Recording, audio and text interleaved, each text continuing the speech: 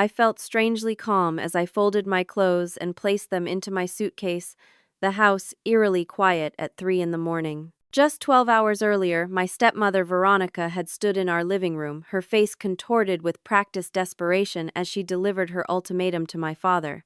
Either she leaves this house and your life, or I do. The 5 seconds of silence before he chose her side felt like 5 years. Now I was packing invisible tears falling inside me. They thought they had won. What they had no idea about was the folder on my desk containing documents that would change everything, a plan I had set in motion months ago when I first realized this day might come. Before my mother got sick, our life was what most people would call ordinary but perfect in its simplicity. My dad and I shared a special bond built around Saturday morning pancake traditions, fishing trips at Lake Powell every summer, and quiet evenings working on puzzles while classical music played in the background. He was my rock, my biggest supporter, and the one person I trusted more than anyone in the world. I was 23 when my mother was diagnosed with an aggressive form of breast cancer. The 18 months that followed were a blur of hospital visits, hushed conversations, and watching my father transform into a man consumed by grief even before she was gone. I remember the night she died with painful clarity. Dad sat by her hospital bed, clutching her hand, whispering promises I wasn't meant to hear. Among them was a vow that he would always put me first, that our family bond would remain unbroken. I believed him completely. For 6 months after her funeral, Dad moved through life like a ghost. Our house, once warm and filled with laughter, became a mausoleum of memories. I did everything I could to bring him back to the world of the living. I took a break from my marketing job to stay with him, cooked his favorite meals, and even convinced him to join a grief support group. Slowly, he started to emerge from the darkness. When he mentioned meeting someone at a charity fundraiser for the cancer center where Mom had been treated, I felt a rush of genuine hope. Her name was Veronica Hawthorne, an event planner who had organized the fundraiser. The way Dad's eyes lit up when he talked about her made my heart soar. He was smiling again, and that was all that mattered to me. The first time I met Veronica was at a restaurant downtown. She was stunning in a way that seemed almost calculated, with her perfectly highlighted blonde hair, expensive clothes, and a smile that never quite reached her eyes. But she was charming, asking me questions about my job, complimenting the necklace my mother had given me, and telling amusing stories that had Dad laughing more than I had heard in over a year. "I know no one can ever replace your mother," she told me, reaching across the table to touch my hand. "But I hope we can build something new together, something good for all of us." I wanted to believe her. More than anything, I wanted my father to be happy again. Over the next few months, their relationship progressed quickly. Dad seemed reinvigorated, planning trips and renovations to the house, things he had lost interest in after Mom died. When he told me he had asked Veronica to move in, I supported him wholeheartedly. "Are you sure this is what you want, Claire?" he asked, his expression cautious. "I want you to be happy, Dad," I said, meaning every word. "Mom would want that too." The day Veronica moved in, I helped arrange her things, made space in closets, and welcomed her with a homemade dinner. I was determined to make this work, to create a new kind of family. Dad beamed at us both, and for a moment I thought everything might actually be okay. Little did I know those first few weeks would be the calm before a storm I never saw coming. The changes were subtle at first, so gradual that I almost convinced myself I was imagining things. Dad had always been a baseball fan, spending Sunday afternoons watching games while working on his woodworking projects in the garage. 3 weeks after Veronica moved in, the games were replaced by art gallery visits that left him checking his watch when he thought no one was looking. His workshop in the garage was gradually pushed to one corner to make room for Veronica's exercise equipment. "Your father is just expanding his interests," Veronica explained when I mentioned the baseball games. "Isn't that a good thing?" It seemed reasonable enough, and I wanted to be supportive. But then came the first real incident that made my stomach knot with unease. For as long as I could remember, Dad and I had a standing breakfast date every first Saturday of the month at Pearl's Diner, a tradition that continued even after I moved into my own apartment across town. The first Saturday after Veronica moved in, I arrived at the house to find Dad apologetic and Veronica in tennis clothes. "I booked us a couple's tennis lesson," she explained, not quite meeting my eyes. "I completely forgot about your breakfast thing. But you two have that every month, right? I'm sure Claire doesn't mind skipping one." Before I could respond, she kissed Dad on the cheek and added, "Besides, the doctor said you need more exercise for your heart, remember." Dad looked torn, but ultimately apologized and promised to make it up to me. I assured him it was fine, ignoring the triumphant glint in Veronica's eyes. After that, our traditions began to unravel one by one. Dad started missing our weekly phone calls because Veronica had planned surprise date nights. When I invited them to my apartment for dinner, Veronica would find reasons why they couldn't come or needed to leave early. Then came the incident with my mother's recipe book. Mom had been an amazing cook who documented every family recipe in a leather-bound journal with notes and memories attached to each one. It was one of our most treasured possessions. One Sunday I came over for dinner and decided to make Mom's famous apple pie for dessert. When I went to the kitchen shelf where the book was always kept, it was gone. "Veronica, do you know where Mom's recipe book is?" I called out, trying to keep my voice casual. She appeared in the kitchen doorway, a look of practiced confusion on her face. "Oh, that old thing. I think I put it in one of the boxes in the basement when I reorganized the kitchen shelves. It was taking up space I needed for my cookbooks. I can help you look for it later if you want." I headed to the basement, immediately digging through boxes for almost an hour before finding the recipe book buried at the bottom of a box labeled Goodwill Donations. When I confronted Veronica holding the book in my shaking hands, she appeared genuinely shocked. "That must have been a mistake. I would never donate something so important to your family." Dad walked in just as I was about to respond, and Veronica's expression instantly transformed. "I feel so terrible, Jack," she said, her voice trembling slightly. "I was just trying to help organize things, and I accidentally put Claire's cookbook in the donation pile. She's understandably upset, and I don't blame her." She turned to me with wide, remorseful eyes. "I hope you can forgive me, Claire. I'm still learning where everything belongs in this house." Dad put his arm around her. "It was an honest mistake, honey. No harm done since Claire found it." I stood there, clutching my mother's recipe book, feeling like I was losing my mind. The recipe book had been deliberately buried at the bottom of the box. There was nothing accidental about it. That night, as I drove home, I realized I needed to pay closer attention to what was happening. This wasn't just about Veronica being inconsiderate or thoughtless. There seemed to be something more calculated in her actions. 2 weeks later, I stopped by unexpectedly to drop off some mail that had been delivered to my apartment by mistake. I let myself in with my key and heard Veronica on the phone in the kitchen. She hadn't heard me enter. "No, it's going better than I expected," she was saying, her voice completely different from the sweet tone she used around Dad. "The daughter is a bit of a problem, but I can handle her. She'll be out of the picture soon enough. This is just temporary baggage, trust me." I froze in the hallway, my heart pounding. Veronica laughed at something the person on the other end said. "Well, you know me. I always get what I want in the end." I slipped out before she could discover me, my hands shaking so badly I could barely start my car. That night I started a journal documenting every interaction with Veronica, every change in my father's behavior, and every accident that seemed to push me further from my father's life. I wasn't imagining things, and I needed proof even if it was just for myself. As summer turned to fall, Veronica's influence over Dad grew stronger, and the man I had known my entire life began to disappear. It wasn't just me who noticed the change. His longtime friends started calling me concerned about why he was canceling fishing trips and poker nights that had been sacred for years.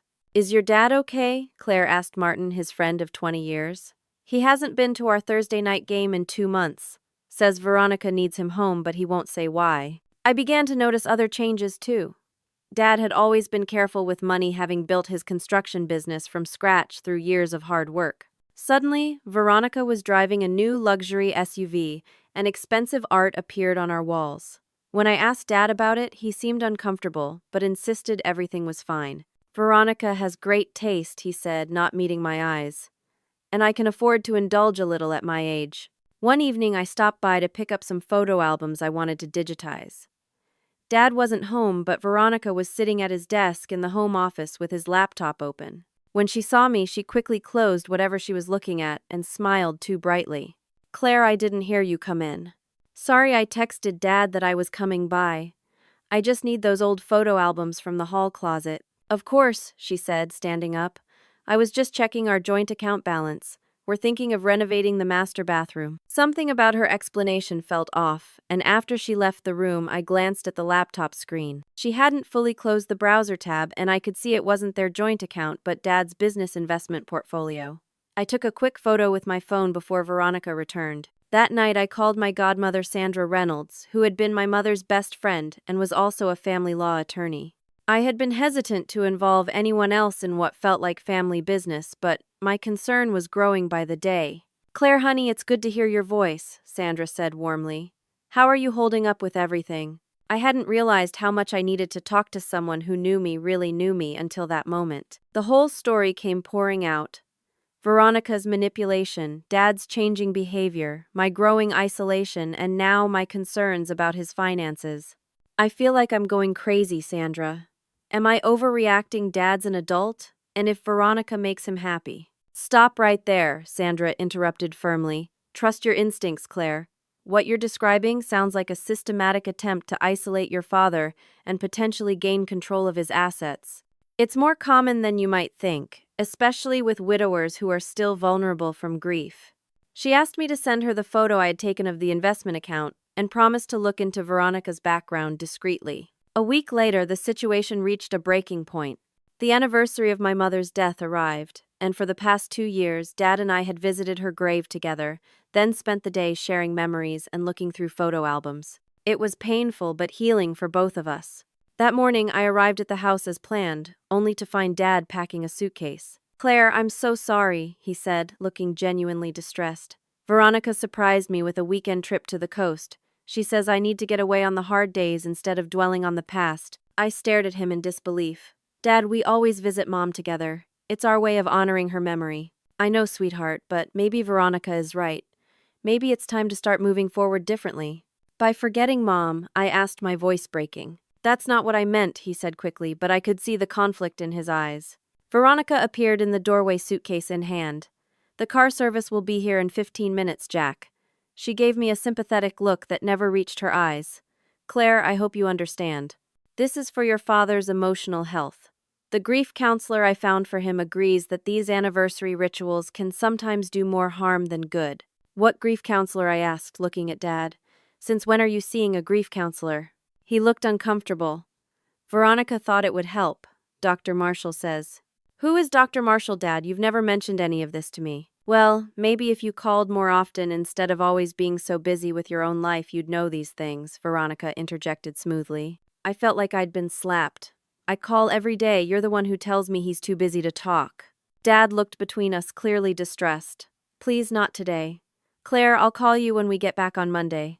We can visit your mother's grave next weekend." "That's not the point, Dad. Don't you see what's happening here? Ever since she moved in, you've changed. You've stopped seeing your friends, you're spending money recklessly, and now you're missing Mom's Memorial Day for a beach trip." Dad's expression hardened in a way I'd rarely seen directed at me.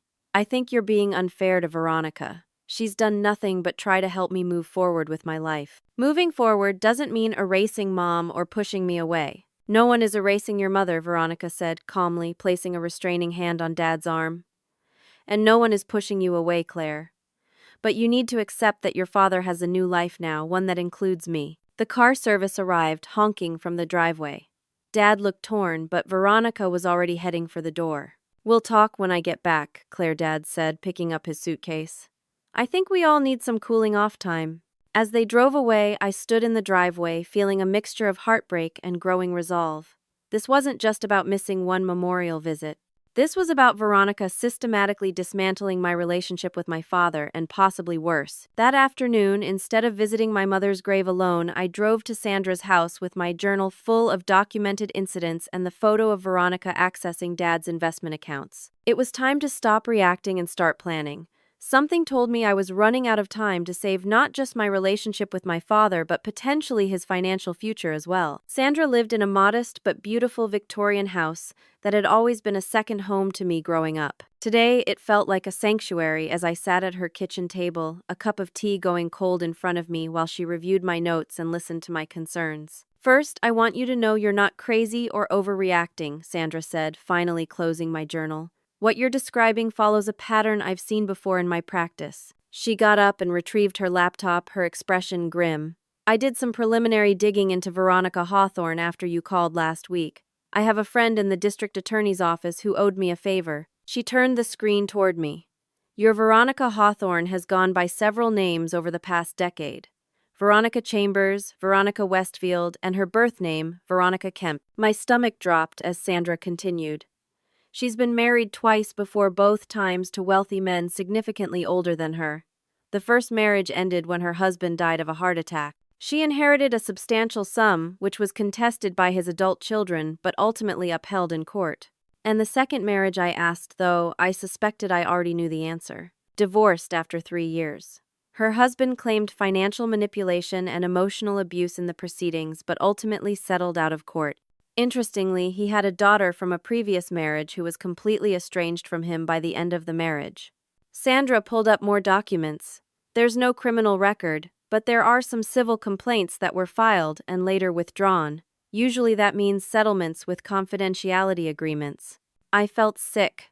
So she's done this before. Targeted wealthy older men, isolated them from their families, and then taken their money. Sandra nodded grimly. It appears so. And based on what you've shown me about the changes to your father's accounts, she's already beginning to position herself to control his assets. What about the beneficiary changes you mentioned? I asked, remembering the investment account I had seen her accessing. Let me check something, Sandra said, pulling out her phone and making a quick call. She spoke in legal terminology I didn't fully understand before hanging up. That was my colleague who specializes in estate planning. Based on the account number in the photo you took, your father appears to have recently changed the beneficiary designation on his retirement accounts and investment portfolio. Let me guess, from me to her, I asked, my voice hollow. Actually, to something called Hawthorne Holdings, LLC. I'd need to check the business registry, but I'm willing to bet that's a company she controls. I put my head in my hands, trying to process everything. What do we do? If I tell Dad any of this, he'll think I'm just jealous or trying to sabotage his happiness. He's so completely under her spell. Sandra reached across the table and took my hands. Claire, I need to ask you something important. How much do you know about your father's will and estate plan? I tried to recall the conversations we'd had after Mom died. He updated everything after Mom passed. The house, the business, his investments, everything was supposed to come to me eventually. He even set up a trust for any grandchildren I might have someday. I paused, realization dawning. You don't think she's convinced him to change his will too? It's a distinct possibility. But here's what I'm more concerned about in the short term. Has he granted her any power of attorney? I tried to remember if Dad had mentioned anything like that. I don't know. What would that mean? It would mean she could make financial and potentially medical decisions on his behalf if he became incapacitated for any reason. Sandra's expression was deadly serious. Claire, I don't want to alarm you, but given what happened to her first husband, the implication hung in the air between us. My father's health could be at risk. We need a plan, I said, my voice stronger than I felt. Not just to expose Veronica, but to protect Dad in the process. He's going to be devastated when he learns the truth. Sandra nodded, a determined look crossing her face. You're right, and we need to be careful. If Veronica suspects we're investigating her, she might accelerate her plans or try to further isolate your father. For the next several hours, Sandra and I outlined a comprehensive strategy. First, we needed more concrete evidence about Veronica's past and current activities. Sandra would hire a private investigator friend to dig deeper into Veronica's background and to document any current suspicious financial transactions. Meanwhile, I would continue to maintain a relationship with my father, being careful not to antagonize Veronica or raise her suspicions. I would also reach out to Dad's closest friends and business associates to subtly alert them to my concerns without revealing our full investigation. What about Mom's trust fund? I asked suddenly, remembering the inheritance my mother had left me.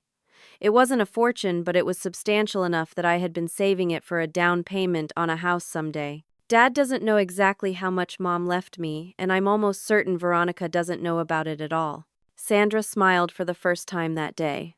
That's good. We can use those funds for the investigation without raising any red flags. And it gives you financial independence if things get ugly. As I prepared to leave, Sandra gave me a flash drive. I want you to back up all your documentation here and keep it somewhere safe, not in your apartment. Also, you should prepare for the possibility that you might need to leave your father's house quickly if there's a confrontation. I took the flash drive, reality sinking in. You think it will come to that? I hope not, but based on the pattern we're seeing, Veronica will eventually try to force a complete separation between you and your father. We need to be ready. As I drove home that evening, I felt a strange mix of dread and determination. For months, I had been reacting to Veronica's manipulations, always on the defensive. Now, for the first time, I had a plan and allies. I wouldn't let her destroy my father or steal what my mother had worked so hard to help him build. That night, I created an encrypted folder on my computer with copies of all my evidence. I began researching temporary housing options in case I needed to move quickly. I withdrew half of my mother's trust fund and placed it in a new account that only I could access. I wasn't just fighting for my relationship with my father anymore. I was fighting for his life and legacy. And despite the pain ahead, I finally felt ready for the battle. For the next 6 weeks, I maintained a delicate balance, staying close enough to monitor what was happening with Dad, but not so close that Veronica would suspect I was building a case against her. It was exhausting, pretending everything was normal while watching her tighten her grip on every aspect of his life. Sandra's investigator, a retired police detective named Marcus, had uncovered disturbing details about Veronica's past. Her first husband had changed his will just 3 months before his fatal heart attack, cutting out his children almost entirely. The autopsy had shown normal levels of his heart medication in his system, but as Marcus pointed out, certain substances that could trigger cardiac events wouldn't have been tested for in a standard toxicology screen. Even more concerning, Veronica had been briefly engaged to another wealthy man between her marriages, a relationship that ended when he was hospitalized for an unexplained case of arsenic poisoning. No charges were ever filed, but the timing of their breakup raised serious questions. "We don't have enough to go to the authorities," Sandra warned during one of our update meetings. "But I'm increasingly concerned about your father's safety." The investigator had also confirmed that Hawthorne Holdings LLC was indeed controlled solely by Veronica, and Dad had transferred ownership shares of his construction company into the LLC's name. She was systematically gaining control of everything he owned. I was at my apartment reviewing the latest report from Marcus when my phone rang. It was Martin, Dad's oldest friend. "Claire, something's not right," he said without preamble. "I just left a business meeting with your dad about the Johnson project, and he seemed confused about details he would normally have at his fingertips. When I asked if he was feeling okay, Veronica jumped in and said he's been having some memory issues lately, and she's handling most of the business decisions now." My blood ran cold. Memory issues, he's never mentioned anything like that to me. That's just it. He seemed fine when she wasn't in the room. The minute she came back, he got quiet and deferred to her on everything. It felt wrong.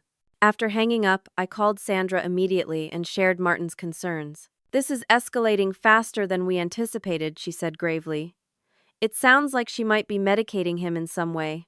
We need to move up our timeline." We had planned to confront Dad with all our evidence the following month after gathering as much documentation as possible. But if Veronica was drugging him or otherwise affecting his cognitive abilities, we couldn't wait. That evening, I drove to my father's house, my car filled with copies of all the evidence we had gathered. Sandra was going to meet me there with the final documents from the investigator. The plan was to speak to Dad alone, show him everything at once, and help him understand the full scope of Veronica's deception. When I arrived, Veronica's car wasn't in the driveway, which seemed like a stroke of luck. I let myself in with my key and called out for Dad. There was no answer, but I could hear movement upstairs. I headed up to his office and found him sitting at his desk, staring blankly at some papers. "Dad," I said gently. He looked up, and for a moment there was confusion in his eyes before recognition dawned. "Claire, I wasn't expecting you tonight. I needed to talk to you about something important."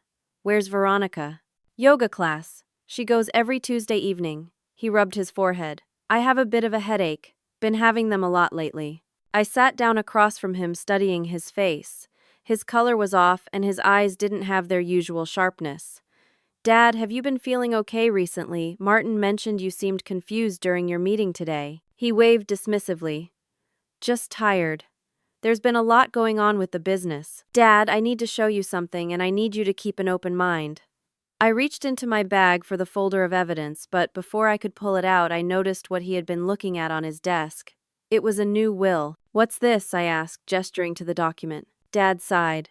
"Veronica thinks it's time I updated my estate plan. She's concerned about the business tax burden and thinks this structure will be better for everyone." I glanced at the document and felt my heart sink. The will left everything to Veronica outright, with a small trust for me that she would control as trustee. "Dad, you can't sign this," I said, trying to keep my voice calm. "Claire, Veronica has my best interests at heart. She's brought in financial advisors who understand these things better than we do." No, Dad. She doesn't have your best interests at heart. She's been lying to you from the beginning. I pulled out the folder and laid it on the desk. I need you to look at these documents. Veronica isn't who she claims to be. Before he could open the folder, we heard the garage door opening. Veronica was home early. Put these somewhere safe, I whispered urgently, trying to hand him the folder. Don't let her see them until you've had a chance to review everything. Dad looked confused, but took the folder and slid it into his desk drawer just as Veronica's footsteps sounded on the stairs. She appeared in the doorway still in her yoga clothes, but her hair and makeup were perfect, with no sign of the physical activity she'd supposedly been doing. Her eyes narrowed slightly when she saw me. Claire, what a surprise. I didn't know you were coming over tonight. Her tone was pleasant, but I could sense the tension beneath it. I just stopped by to check on Dad. He hasn't been answering my calls the last few days. Oh, we've been so busy with all the business changes, Veronica said smoothly, moving to stand behind Dad, her hands resting possessively on his shoulders. Haven't we, Jack? Dad nodded, but I noticed he seemed more alert now, perhaps due to the adrenaline of our almost discovered conversation. What business changes? I asked, watching them both carefully. Just some restructuring, Dad said vaguely. Jack is streamlining operations, Veronica added. We're bringing in some new partners to help manage the day-to-day so he can focus on the big picture. It's all very exciting. New partners. I knew from the investigator that those partners were probably more shell companies controlled by Veronica. That sounds like a big decision, I said, addressing my father directly. Are you sure that's the right move for the company you spent 30 years building? Dad shifted uncomfortably, but Veronica's grip on his shoulders tightened visibly. Claire, she said, her voice taking on an edge, your father is perfectly capable of making his own business decisions. He doesn't need his daughter questioning his judgment. I'm not questioning his judgment, I replied evenly. I'm questioning the information he's being given to make those judgments. The tension in the room was palpable. Dad looked between us, seeming more present than he had been when I arrived. What do you mean by that? He asked me. Before I could answer, Veronica interjected. She's just worried about her inheritance, Jack. It's understandable, but I think we all know that's what this sudden concern is really about. That's not true, I said, struggling to maintain my composure. Dad, I'm concerned about you. You haven't been yourself lately. Your friends have noticed it too. What friends? Veronica said with a dismissive laugh. The ones who never call anymore. They call. You don't tell him about it, I countered, unable to hold back any longer. Dad stood up abruptly. What are you talking about, Claire? Martin has called you every Thursday for the past month. So has Greg. They've both told me you never call back. Dad turned to Veronica, confusion evident on his face. You told me they were busy with their own lives, that they didn't have time for poker nights anymore. For a split second, Veronica's mask slipped, and I saw panic in her eyes before she recovered. I must have misunderstood their messages, she said smoothly. You know how forgetful I can be about phone messages, darling. Dad was looking between us, and I could see the first flicker of doubt in his expression. It was my opening, and I had to take it. Dad, there's a lot you don't know about Veronica. About her past, about what she's been doing with your accounts, about her real intentions. Don't listen to her, Jack, Veronica said quickly. Claire has been jealous from the beginning. She can't stand to see you happy with someone else after her mother. That's not true, I insisted.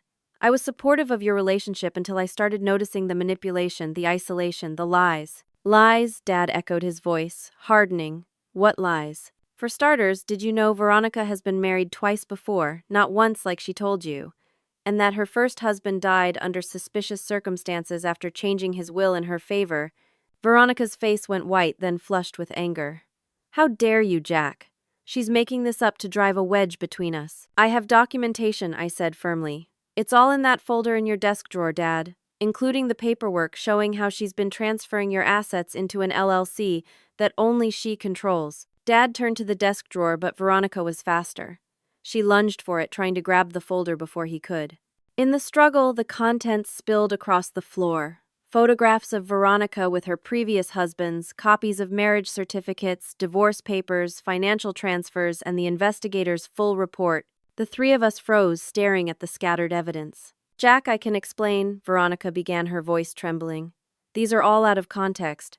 Your daughter has twisted everything to make me look bad. Dad bent down and picked up a photograph of Veronica with an elderly man, both dressed in wedding attire.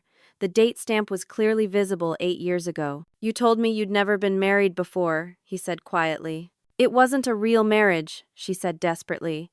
It was a mistake, a brief relationship I wanted to forget. And this, Dad picked up a bank statement showing transfers from his business account to Hawthorne Holdings, LLC. What is this company, Veronica? The one you never mentioned to me?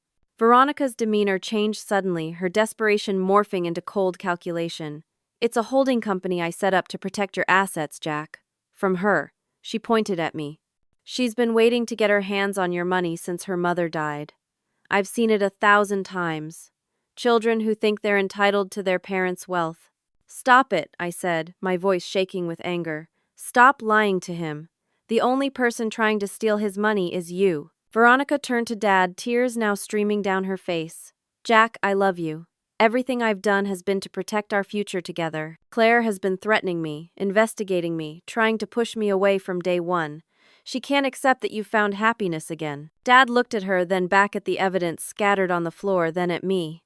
I could see him struggling to process everything, to reconcile the woman he thought he knew with the truth that was literally at his feet. Dad, I said gently, I know this is overwhelming, but please look at the evidence. Talk to Sandra.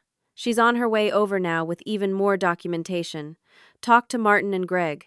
They've been worried about you. Don't listen to her, Veronica pleaded, grabbing Dad's hands. If you love me, you'll trust me. This is just a misunderstanding. Dad pulled his hands away slowly.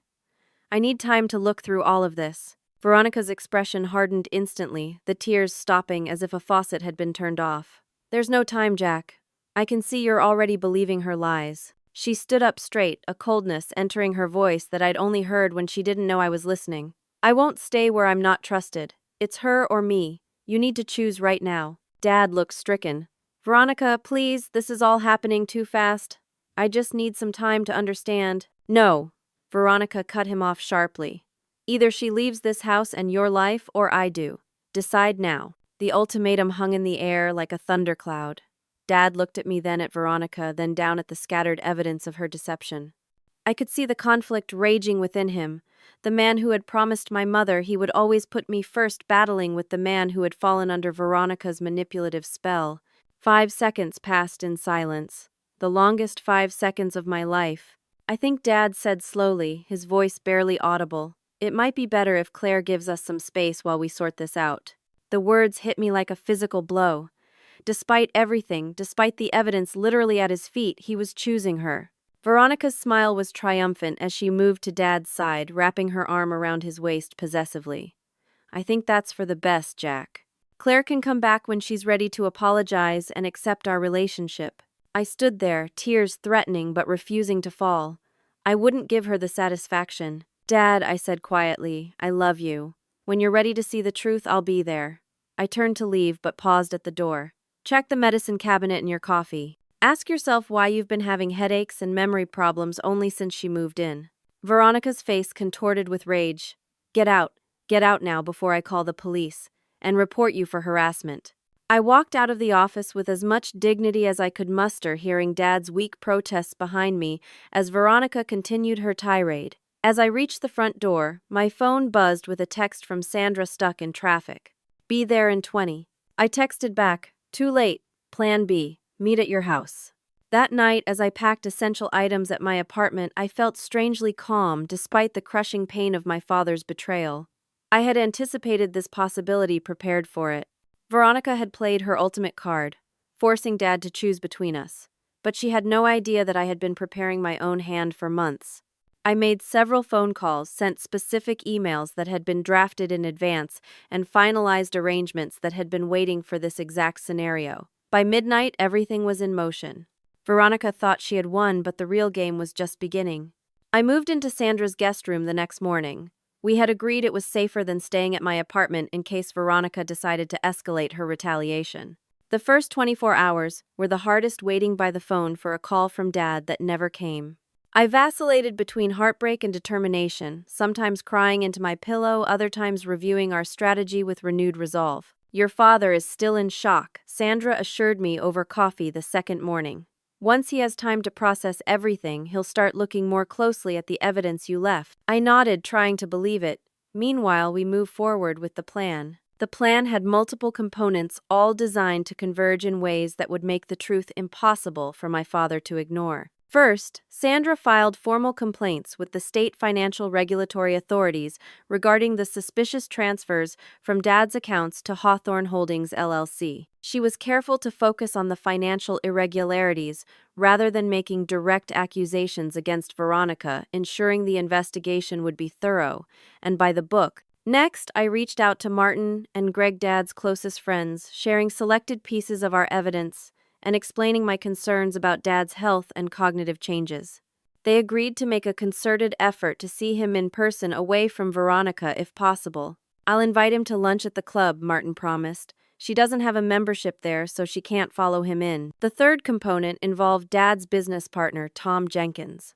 Tom had been increasingly sidelined by Veronica's influence, but still owned 20% of the company. When I showed him documentation of the unauthorized transfers to Hawthorne Holdings LLC, his concern quickly turned to anger. "This is illegal," he stated flatly, reviewing the paperwork in his office. "These transfers were never approved by the board.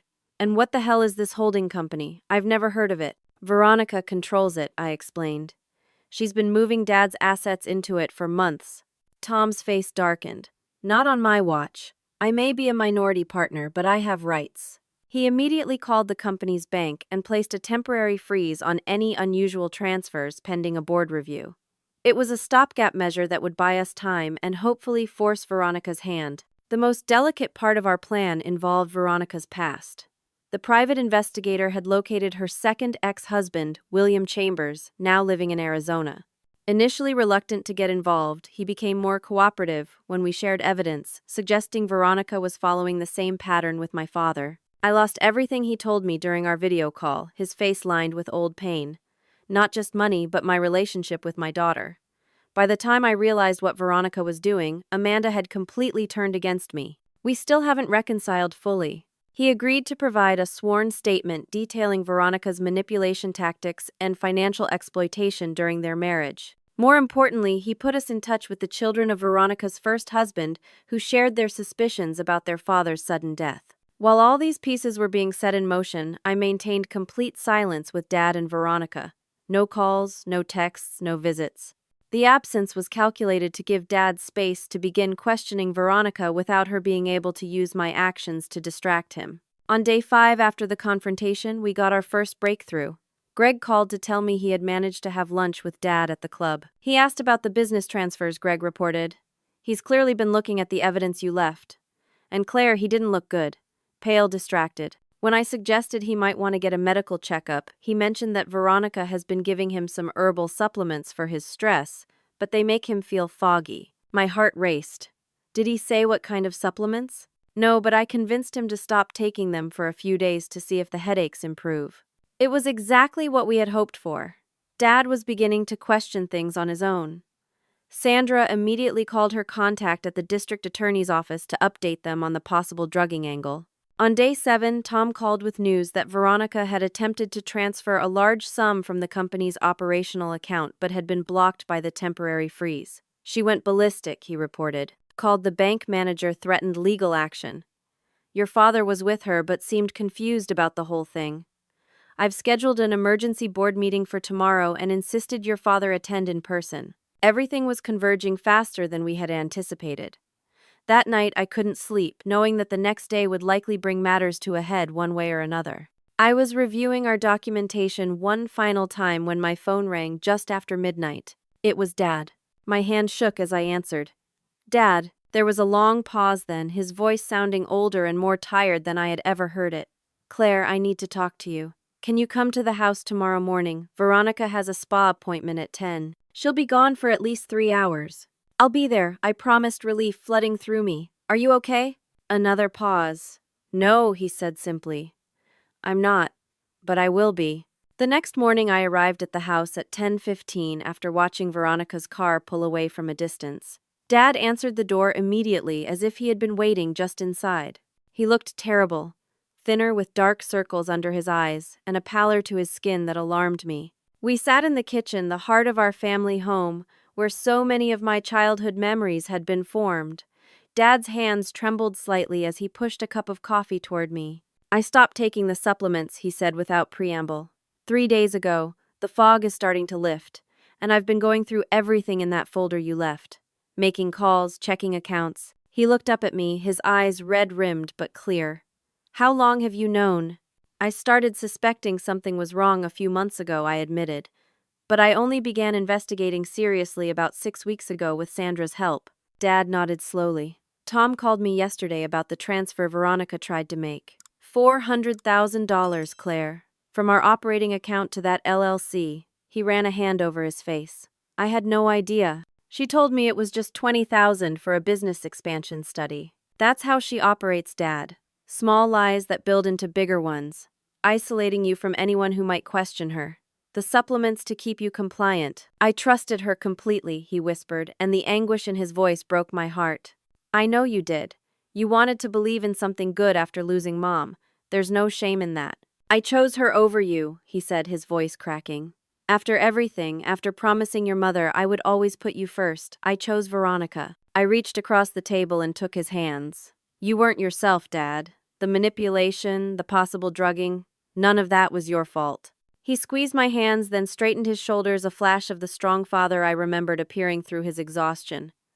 "What happens now? The board meeting is in 2 hours. Tom says there will be questions about the transfers I can't answer. Sandra is prepared for this," I explained. "She can attend the meeting with you as legal counsel. All the documentation about Hawthorne Holdings LLC and the unauthorized transfers is ready. Tom has agreed to support a motion to freeze all company assets temporarily pending an audit." Dad nodded, then hesitated. "And Veronica?" "That depends on you, Dad. There's enough evidence for potential charges of financial exploitation, but it would mean making everything public. Or we can focus on unwinding the financial damage and getting her out of our lives more quietly." He was quiet for a long moment.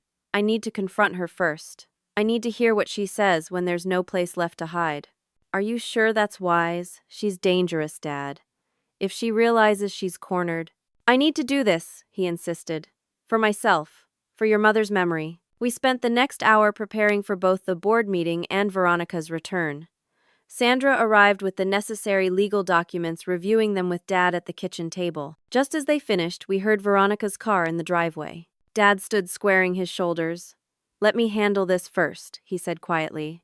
"Stay here until I call you." Sandra and I exchanged worried glances, but remained in the kitchen as Dad went to meet Veronica in the foyer. We could hear their voices, Veronica's light and cheerful at first, then increasingly sharp as Dad presumably began questioning her about the financial transfers. Suddenly, their voices grew louder, moving toward the home office. I couldn't make out the exact words, but the tone was unmistakably confrontational. After about 10 minutes, Dad called out, "Claire, Sandra, could you join us, please?" We entered the office to find Dad standing behind his desk, face pale but composed, while Veronica sat rigidly in one of the visitor chairs. When she saw us, her expression contorted with fury. "Of course," she spat. "The dutiful daughter and her attack dog lawyer. I should have known you'd slither back eventually." "Veronica," Dad said, his voice steady. "I've asked Claire and Sandra to join us because they have documentation relevant to our discussion about the financial transfers." "Whatever they've told you is a lie," Veronica insisted, turning to Dad with pleading eyes. "Baby, they're trying to turn you against me. I love you. Everything I've done has been for us." "Including transferring $400,000 out of the company yesterday?" Dad asked quietly. Veronica faltered momentarily before recovering. "That was the investment opportunity I told you about. For our retirement." Sandra stepped forward, placing a folder on the desk. "Miss Hawthorne, we have documentation showing that Hawthorne Holdings LLC is solely controlled by you, with no legal connection to Mr. Turner, despite the significant assets that have been transferred into it from his accounts." "This is harassment," Veronica declared, standing abruptly. "I will not be interrogated in my own home by a washed-up attorney and a jealous daughter." "It's not your home," Dad said firmly. "The deed is still in my name, despite your attempts to change that too. I found the paperwork you had prepared." Veronica's mask slipped completely, then her beautiful features hardening into something cold and calculating. "You're making a terrible mistake, Jack. After everything I've done for you, pulling you out of your pathetic grieving, giving you a reason to live again, you used my grief to manipulate me," Dad replied. "You isolated me from my friends, my family, even my own business. And you nearly succeeded." "We have also been in contact with William Chambers," I added, watching her closely. "And the children of Edward Westfield." At the mention of her previous husbands, Veronica's face went white. For a moment, she looked genuinely frightened before her expression hardened into rage. "You have no idea who you're dealing with," she hissed. "I have rights as your partner, Jack, community property rights. I'll take half of everything you own. I'll tie you up in court for years." "We're not married," Dad pointed out, "and we have documentation of fraud that the district attorney is very interested in reviewing." "You wouldn't dare," Veronica said, but uncertainty had crept into her voice. "It would ruin your reputation, the scandal hitting your precious company." "I would rather lose everything than let you continue to steal from me and destroy my relationship with my daughter," Dad said with quiet dignity. Veronica looked between us, calculation visible behind her eyes. Finally, she reached for her purse. "Fine. You want me gone, I'm gone. But this isn't over." "Actually, it is," Sandra interjected smoothly. "We've prepared severance documents that include a mutual non-disparagement agreement and a complete accounting of all assets transferred to your control that must be returned." "And why would I sign anything you put in front of me?" Veronica sneered. "Because the alternative is that we take our evidence of financial fraud to the authorities today," I explained. "Right now, you have a chance to walk away cleanly. That offer expires in 1 hour." Veronica stared at me with pure hatred, but I could see the wheels turning behind her eyes. She was cornered and she knew it. "I'll need to review these documents with my attorney," she said finally. "Of course," Sandra agreed pleasantly. "He can meet us at my office at 2 p.m. In the meantime, I suggest you pack your personal belongings. The severance agreement requires you to vacate these premises immediately upon signing." 3 hours later, it was done. Veronica signed the agreements with her attorney, present her face a mask of cold fury. She had negotiated a modest settlement in exchange for returning control of all the transferred assets and agreeing to never contact my father again. By evening, she was gone from our lives, though the damage she had caused would take much longer to repair. Dad and I sat in the living room that night, emotionally exhausted, but with the first sense of peace either of us had felt in months. "I failed you," Dad said, quietly staring into his untouched glass of scotch. "I failed your mother." "No," I said firmly. "You were targeted by someone who exploits grief and vulnerability for a living. The fact that we caught it before she could do irreparable damage is what matters." "Thanks to you," he acknowledged, finally meeting my eyes. "If you hadn't been so persistent, so brave, I would have lost everything, including you." "You never lost me, Dad. I was always here waiting for you to see the truth." He reached over and squeezed my hand, his eyes shining with unshed tears. "I don't know how to make this up to you." "You don't have to," I assured him.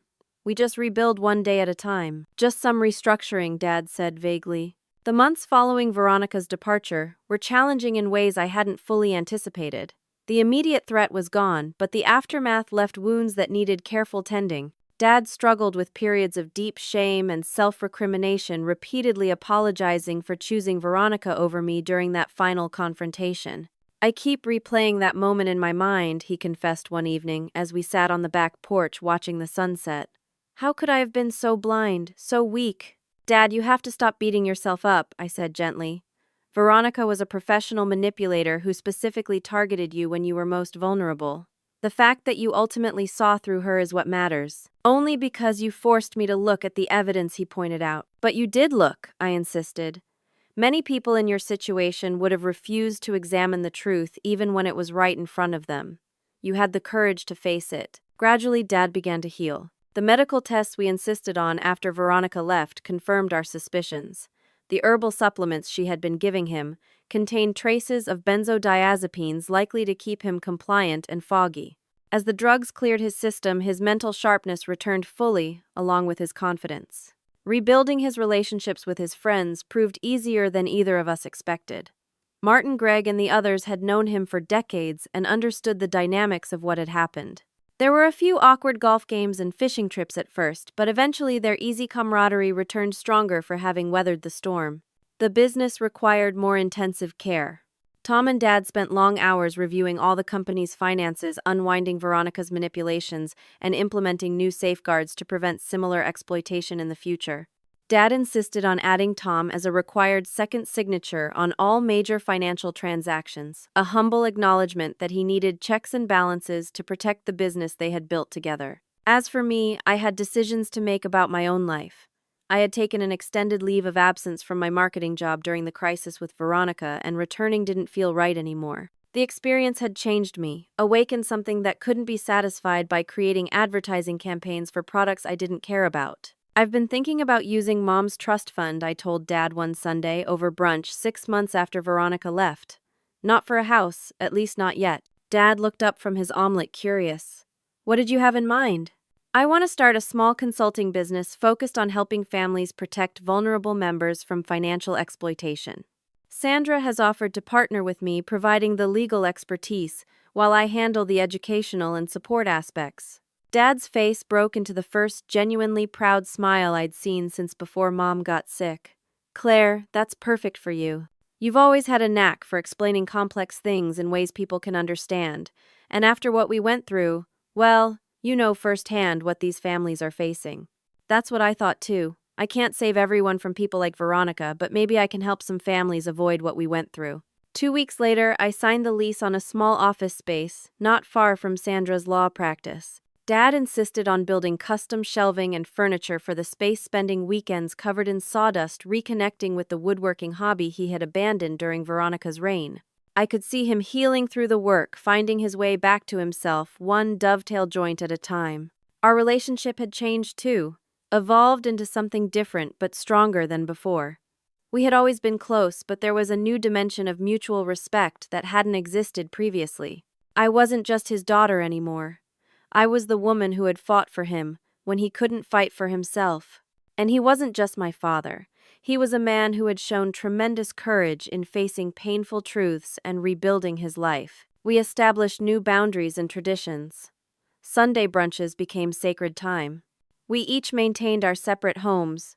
Me in my new condo, purchased partly with my mother's trust, fund him in the family home that he had reclaimed and redecorated to exercise Veronica's influence. But we remained deeply involved in each other's lives, supporting each other's independence while nurturing our connection. 1 year to the day after Veronica left, Dad and I visited Mom's grave together. We placed fresh flowers against her headstone and stood in comfortable silence for several minutes. She would be so proud of you, Dad said finally. The woman you've become, the strength you've shown. She'd be proud of both of us, I replied, for finding our way back to each other, for honoring what she helped us build. Later that evening, as we shared a quiet dinner at my condo, Dad handed me a small wrapped package. Inside was a delicate silver bracelet with a single charm, a tiny shield. What's this for? I asked, touched by the unexpected gift. It's a shield for my shield, he said simply. You protected me when I couldn't protect myself. I want you to remember your own strength, even in the moments when you doubt it. I fastened the bracelet around my wrist, feeling its comfortable weight. I've been thinking a lot about what happened, trying to make sense of it all, I said. And I think the biggest lesson for me has been about trusting my instincts. Dad nodded encouragingly. When Veronica first started showing her true colors, I doubted myself. I wondered if I was just being jealous or overprotective. I wasted time questioning what I knew, and my gut was wrong. That's a natural reaction, Dad offered. We're conditioned to second-guess ourselves, especially when the truth is painful. But that's just it, I continued. The truth is sometimes painful, but ignoring it only leads to greater pain down the road. I've learned to trust myself, to honor that little voice that says, something isn't right here, even when everyone else seems to think everything is fine. Dad considered this, swirling the wine in his glass thoughtfully. I think for me the lesson has been about vulnerability. My grief over your mother made me vulnerable, and Veronica exploited that. But vulnerability itself isn't the enemy. What do you mean? I asked. Being open to love again isn't wrong. Being vulnerable isn't wrong. The mistake was abandoning my discernment, allowing my need for comfort to override all the warning signs. He looked at me directly. I won't close myself off because of what happened with Veronica. That would be giving her too much power. But I will be wiser about who I allow into our lives. His words resonated deeply. In the aftermath of Veronica, I too had found myself building walls, becoming suspicious of new people and their intentions. But that wasn't the answer either. The key wasn't to avoid vulnerability, but to pair it with wisdom and healthy boundaries. In the 2 years since Veronica left our lives, I've built my consulting business into something meaningful and successful. We've helped dozens of families identify and address potential exploitation of elderly or vulnerable members. Each case reminds me of our own story, but also shows me how much stronger we've become because of what we endured. Dad has found joy again in his work, his friendships, and his hobbies. He's even begun cautiously dating a widow he met through his volunteer work at the hospital. A kind, straightforward woman who insists on Dutch treat dates and maintains her own home and independence. I like her immensely, not least because she encourages rather than undermines his relationship with me. As for me, I've learned perhaps the most valuable lesson of all, that true strength isn't about never falling or being hurt. It's about what you do when you get up again. It's about having the courage to protect those you love even when the path forward is uncertain. It's about trusting yourself enough to act when necessary and having the wisdom to build a support system of people who will stand with you in the darkest times. Veronica thought she had won that night when my father chose her ultimatum over me. What she never understood was that real family bonds can bend without breaking. They can weather storms and betrayals and still emerge intact, and sometimes they emerge even stronger than before. So, if you're facing your own version of a Veronica in your life, someone who seeks to isolate you from those who truly care about you, someone whose love feels more like control than support, remember my story. Trust your instincts, gather your evidence, build your support network, and know that standing up for yourself and those you love is always worth the risk, even when the outcome is uncertain. Have you ever had to make a difficult choice to protect someone you love, even when they couldn't see the danger themselves? I'd love to hear your experiences in the comments below. And if this story resonated with you, please consider hitting the like button, subscribing to hear more real-life stories, and sharing with someone who might need to hear this message today. Thank you for listening to my journey. And remember, sometimes the strongest thing you can do is simply refuse to give up on someone, even when they've temporarily given up on themselves.